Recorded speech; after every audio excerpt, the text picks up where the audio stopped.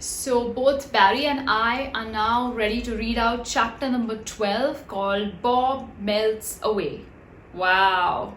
What is going to happen to Bob's? Is he really going to melt? We have to find out. So let's get reading. The hot weather went on and on and on. The sun shone down more warmly every day, and the four animals tried their best to find the coolest places to lie in. Bobs and Topsy hung their tongues out all day long. Bobs grew quite bad-tempered with the heat, and when Topsy and Bimbo wanted him to play with them, he snapped. "Go away! Fancy talking about playing games when the sun is so hot! You must really be mad! Bones and biscuits, I'm melting away as it is." "Are you really?" said Topsy, her soft brown eyes looking quite alarmed.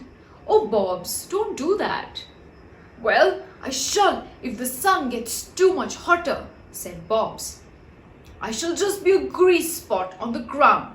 Then you'll be sorry you ever teased me or played tricks on me."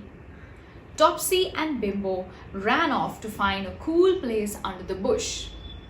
"Do you suppose Bobs really means what he says?" asked Topsy anxiously. "Do you think he might really melt away?" "Well, he's an old dog and a wise one, so I suppose he knows what he's talking about," said Bimbo. "He'd better keep out of the sun, I should think. It wouldn't be at all nice if he melted. I don't suppose he'd come back if he did." "Oops, that's scary, isn't it?" They lay in the cool for a little while, and then they heard Jillian calling them. "Dinner! Dinner! Cozy, Topsy, Bobs, Bimbo, dinner!" Cozy jumped down from the wall and ran. Topsy and Bimbo rushed up to Jillian too, but there was no sign of Bobs. "Do you think he heard?" said Topsy. "He may be asleep." "Let's go and tell him," said Bimbo. "It's such a nice dinner. He won't like to miss it, and I'm afraid we shall eat it all if he doesn't come." So they ran to where they last saw Bobs. "He wasn't there." "He's gone somewhere else," said Topsy. And then she stopped and stared at something with very round eyes. "What's the matter?" asked Bimbo. "Look," said Topsy in alarm. "Look on the ground there, near where Bobs was lying. There's something melting." Sure enough, near where Bobs had been, a round spot of something melting in the sun lay on the ground. The kitten and the puppy stared at it in horror. "He's done what he said. He's melted," said Topsy. "Oh, poor Bobs. He was so hot that he melted." "Do you guys think Bob's really melted?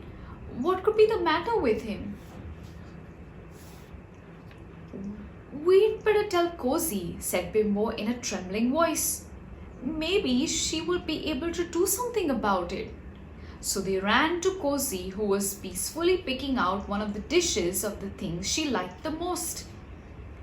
"Cozy, come at once," said Bimbo. "Something awful has happened to Bobs. He's melted." "Don't be silly," said Cozy.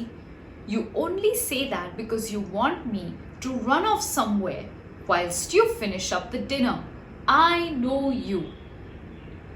No, really, it's true," cried Bimbo. "Bob's told us he felt like melting, and now he has. There's nothing left of him but a little round spot melting in the sun. Come and see, it's dreadful." Cozy was alarmed. She ran with Topsy and Bimbo and looked at the melting spot. "Tails and whiskers," she said. "Tails and whiskers, this is serious. Bobs is gone. Poor old Bobs. To think he should have melted away to nothing like that. We'd better be careful ourselves and not lie about in the sun, or we shall melt too." Topsy smelled the spot on the ground. "What's left of Bob smells rather nice," she said. The others smelled too. "Yes, it does smell good," said Cozy, and she put out a tiny red tongue to have a lick. "It tastes good too," she said. "Have a lick." And soon all three animals were licking up that melting spot as fast as they could. Then they sat down and looked sadly at one another. Oh boy, these pets seem to have a mind of their own. I really don't know what they were eating, what they were licking. What was it that was melted in the sun? "That's the end of Bob," said Topsy.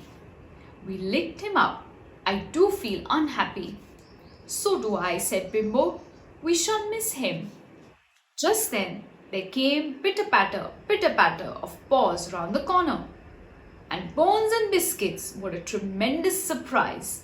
There was Bobs, staring in astonishment at the three animals. "What in the world do you think you are doing?" he barked.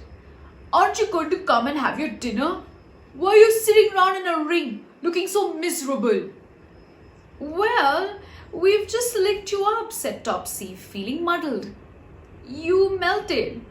See, that's where you melted." Bobs looked at the wet spot. "You are a lot of sillies," he woofed. "Really, you are.